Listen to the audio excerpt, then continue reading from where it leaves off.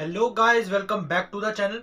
आज हम बात करेंगे कि किस तरीके से हम 4 से 5 महीनों के अंदर अपना सीएफसेट 2022 को क्लियर कर सकते हैं, प्लस साथ ही साथ 12th में भी एक बहुत ही अच्छा स्कोर कर सकते हैं। So let's do it.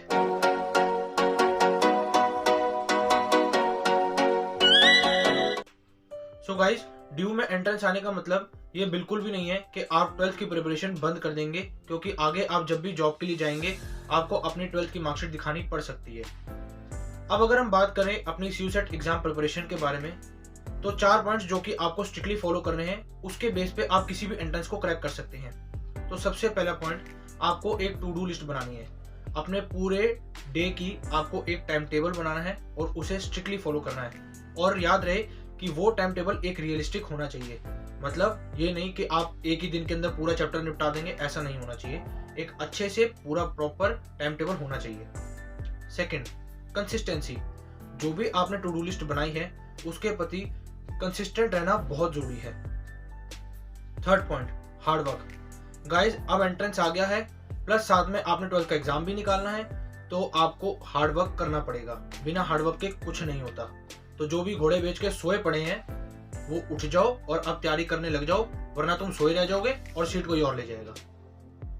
साथ ही साथ स्मार्ट वर्क होना भी बहुत जरूरी है। स्मार्ट वर्क मतलब एक चैप्टर है, उठा लिया, आधा किया, छोड़ दिया, फिर दूसरा उठा लिया, उसको छोड़ दिया, फिर तीसरा उठा लिया। ऐसे नहीं, एक सीरीज के अंदर चैप्टर को करना है और अच्छे से करना है। मतलब चैप्टर लिया, प्रॉपरली पहले उसको समझा, फिर उसके बाद उसकी एक्सरसाइज की, फिर देन उसके मॉक्स लगाए, पूरा वाइंड अप करके चैप्टर को, उसके बाद फिर अगले चैप्टर पर गए। फोर्थ पॉइंट और सबसे most important, speed. Guys, entrance exam का फॉर्मेट कुछ यूं रहता है कि 1 घंटा 120 क्वेश्चन। तो यहाँ पर स्पीड बहुत मैटर करती है। सारी गेम स्पीड की ही है। उसी 120 क्वेश्चन को बच्चे 3 घंटे में भी कर सकते हैं, बट वहां पर आपको 1 घंटे के अंदर निपटाना है और उन्हीं का सिलेक्शन होगा। सो गाइस, अब ये जो स्पीड आएगी वो आपको डेली कंसिस्टेंट प्रैक्टिस से ही आएगी। सो गाइस, अब अगर मैं बात करूं एग्जाम प्रिपरेशन की, तो सबसे पहले हम अपने टाइम को 2 पार्ट्स में डिवाइड कर लेते हैं। सबसे पहला अभी से लेकर मिड मार्च तक और दूसरा मिड मार्च से लेकर मई तक। सो गाइस, सबसे पहले हमें अपनी 12th की प्रिपरेशन भी साथ साथ चलानी है और एंट्रेंस की तैयारी भी करनी है। तो सबसे पहले आपने जो काम करना है, आपने हिंदू एडिटोरियल्स रोज का एक पढ़ना है। ये बहुत जरूरी है, क्योंकि इससे आपकी जीके भी होगी, रीडिंग कॉम्प्रिहेंशन भी इंप्रूव होंगे और वो कैब भी याद रहेगी। दूसरा, आपने 220 roots words of Nimisha Bansal ma'am YouTube पर अवेलेबल हैं, वहां से डेली 5 वर्ड्स आपने याद करने हैं।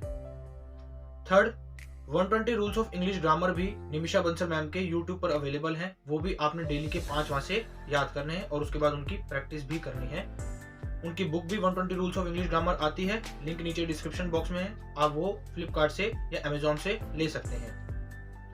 थर्ड, मैथ्स के सिंप्लीफिकेशन एंड अप्रोक्सीमेशन प्लस वैदिक मैथ्स के आपने डेली 10 to 15 क्वेश्चंस लगाने हैं। उसको अराउंड डेली का 1 घंटा देना है, बिकॉज वैदिक मैथ से ही आपकी मैथ्स में स्पीड बनेगी और क्वेश्चंस जल्दी निकलेंगे। फोर्थ और सबसे जरूरी, स्टैटिक जीके भी आपने डेली कुछ थोड़ी बहुत याद करनी है।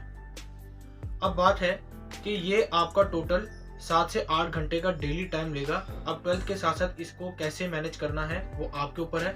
अगर आप रात को आराम से पढ़ लेते हैं, मतलब 11 बजे के बाद अगर आप 5 बजे तक 6 बजे तक पढ़ सकते हैं, आपको कंफर्टेबल रहता है, तो रात में पढ़ें, नहीं तो सुबह 6 से 12 बजे तक आप तब पढ़ें। लेकिन इसको आपने कंसिस्टेंटली फॉलो करना जरूर है। दूसरा, हर 4 डेज के बाद आपने 5th डे पर इसकी प्रिपरेशन और रिवीजन करनी है। जो भी बैकलॉग में बच जाता है उसको 5th डे पर पूरा करना है और उसको पूरा रिवाइज करना है, एक बार उसको रिमाइंड करना है।